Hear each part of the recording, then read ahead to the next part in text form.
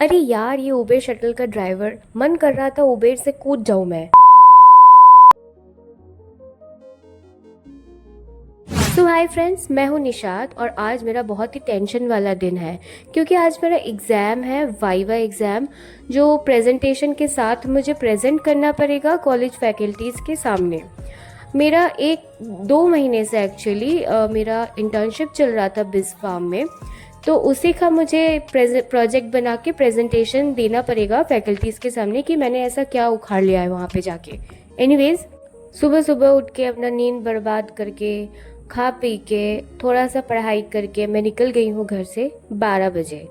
Actually 12 बजे मैं निकली थी और उबेर शटल पहुँचा मेरे पास 12:20 में। ठीक है, वो अप्रॉक्सीमेटली मैं 12:30 ही पकड़ ले रही हूँ।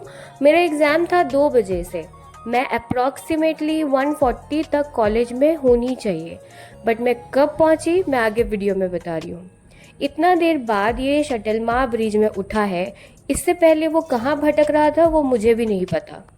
पता नहीं ये ड्राइवर क्यों शुरू से माँ ब्रिज में नहीं उठा था, नीचे ही कोई जैम में भटक रहा था।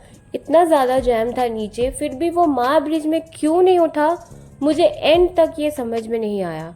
पर मैं बहुत ज़्यादा नर्वस थी कि मैं टाइम पे पहुंच पाऊंगी भी या नहीं। ये जब तक वो बाईपास लेके माँ ब्रिज तक उठा तब तक ऑलरेडी 1:30 बज चुका था। I was already about to late, but फिर पता नहीं क्या इसको जोश चढ़ गया, माँ ब्रिज के ऊपर उठते ही ये बहुत अच्छे से चलाने लगा और फिर मैं .2 PM में कॉलेज पहुंची। मैं ज़्यादा टेंशन नहीं ले रही थी क्योंकि मुझे पता है कि मैं टेंशन लूँगी तो मैं जो कुछ पढ़ के आई थी सब भूल जाऊँगी। मेरा वैसे भी वाइवा से कुछ अच्छा कनेक्शन नहीं है, मैं जो पढ़ती हूँ मैं बोल नहीं पाती हूँ, पता नहीं क्यों, ये क्या प्रॉब्लम है मेरे अंदर। मैं लिख के दे सकती हूँ तुम्हें, लेकिन मैं बोल नहीं पाती। सामने कोई खड़ा हो जाता है तो मैं ब बन के खड़ी हो जाती हूँ, पता नहीं क्या हो जाता है मुझे। तो मैं बहुत ज़्यादा नर्वस थी कि मैं फैकल्टीज़ के सामने कैसे प्रेजेंट करूँगी, क्योंकि मेरा आधा चीज़ मेरे दिमाग में रहता है, मेरे मुंह तक आता ही नहीं, पता नहीं क्यों। बट गाइज, मैं बोल लेती हूँ और फिर मेरा एग्ज़ाम भी अच्छा जाता है। आगे बहुत कुछ हुआ मैं बताऊँगी। पहले मुझे कॉलेज पहुँचना होगा और मैं बहुत ज़्यादा टेंशन में थी कि कब तक पहुँचूँगी।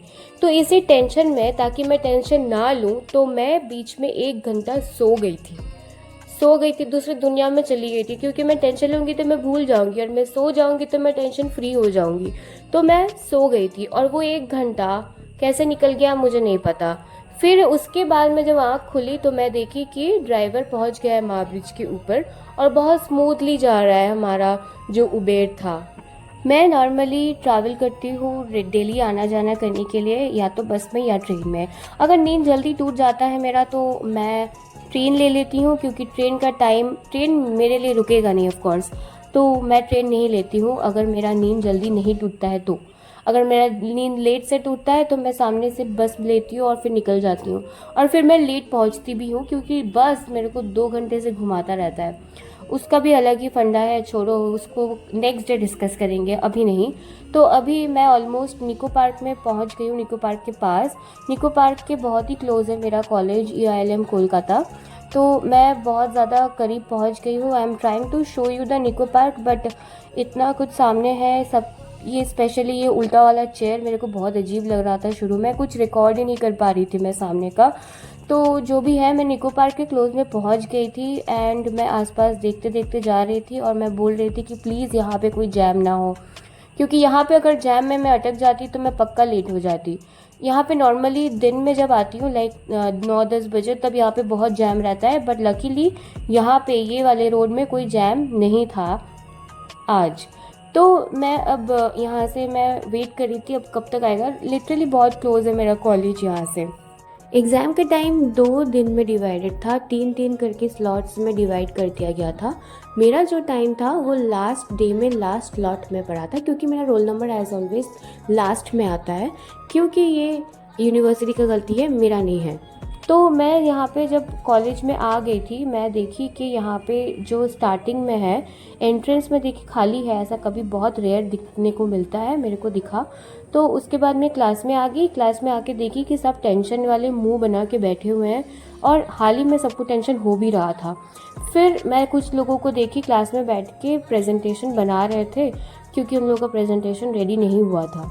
फिर मैं थोड़ा बहुत अपने दोस्त लोगों को रिकॉर्ड कर रही थी, सब मुंह बना के टेंशन में बैठे थे, अपने अपने प्रोजेक्ट्स देख रहे थे कि क्या है नहीं है। मैं भी अपना प्रोजेक्ट्स देख रही थी, मेरा पेन ड्राइव भी रेडी था। पेन ड्राइव इंसर्ट करके हम लोगों को सारा प्रेजेंटेशन दिखाना पड़ता है, तो मैं सब कुछ बना के इसके बाद मैं खुद को प्रिपेयर करने लगी कि फाइनल टाइम में मैं खुद को कैसे प्रेजेंट करूँ फैकल्टीज़ के सामने। तो मैंने कुछ रिकॉर्ड नहीं किया। बाय द वे मेरा एग्ज़ाम अब तक हो चुका है और मैं बहुत अच्छा एग्ज़ाम दी हूँ, लिटरली बहुत अच्छा। मैंने एक्सपेक्ट नहीं किया था कि जो सर थे हमारे फैकल्टी वो इतना ज़्यादा प्रेज़ करेंगे मुझे, क्योंकि मैं बहुत ज़्यादा फ्लुएंटली इंग्लिश बोल रही थी और उनको ये बहुत अच्छा लगा। और मेरा प्रोजेक्ट जो मैंने काम किया है इंटर्नशिप में, तो वो सुन के बहुत ज़्यादा खुश हो गए कि like wow you have done such a great thing. अब बहुत ज़्यादा तारीफ़ें करने लगे। हाफ प्रेजेंटेशन मेरा सुने और फिर बाकी का हाफ तो मेरा तारीफ़ करने लग गए वो। तो आई वाज जस्ट मैंने बहुत ज़्यादा हार्डवर्क किया था अपने प्रेजेंटेशन और वाइवा में, तो मैं विश कर रही थी कि वो मेरा बात सुने, मेरा प्रेजेंटेशन सुने, बट उन्होंने आधा तो मेरा तारीफ़ करने में लगा दिया। तो मैं थोड़ा अपसेट भी हो गई थी कि मैंने इतना ज़्यादा काम किया, उन्होंने पूरा देखा नहीं। बट एनीवेज उन्होंने मुझे बहुत अच्छा मार्क्स दिया। वो बोले ये चीज़ कि मैं तुम्हें बहुत अच्छा मार्क्स दे रहा हूँ because you are such good speaker and all, बोलने लगे फिर। तो मैंने कहा ठीक है भाई, इतना ज़्यादा बोल रहा है, बोल रहे हैं सर, तारीफ़ें मिल गई है, मार्क्स मिल गए, और क्या चाहिए। और वैसे भी ये सारा कुछ फिर से यूटिलाइज़ होगा हमारा जब प्लेसमेंट होगा, तो ये कहीं ना कहीं काम तो आ ही जाएगा। तो मैं खुद को मना के निकल गई। ये है विप्रो का जो बिल्डिंग, और यहाँ पे सब बैठे हैं एग्ज़ाम देने के लिए। यहाँ पे बहुत ज़्यादा एग्ज़ाम्स वगैरह होता है।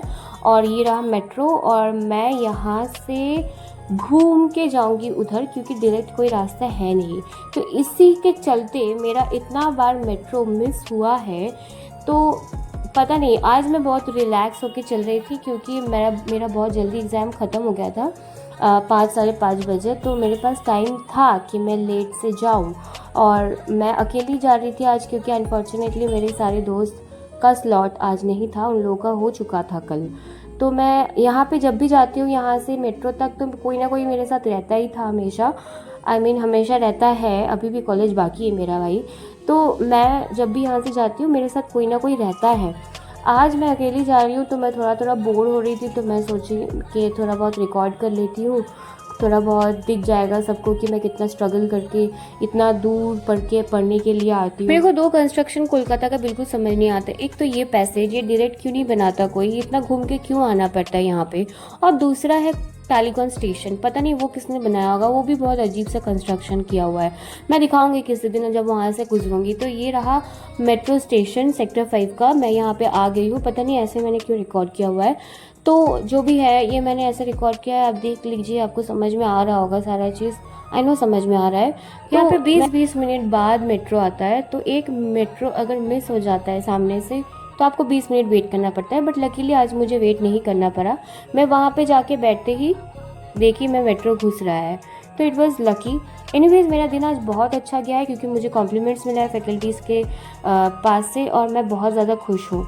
तो इसी के साथ मैं व्लॉग एंड करती हूँ। आई होप आपको अच्छा लगा होगा। Please subscribe the channel if आपको ये कंटेंट अच्छा लगा।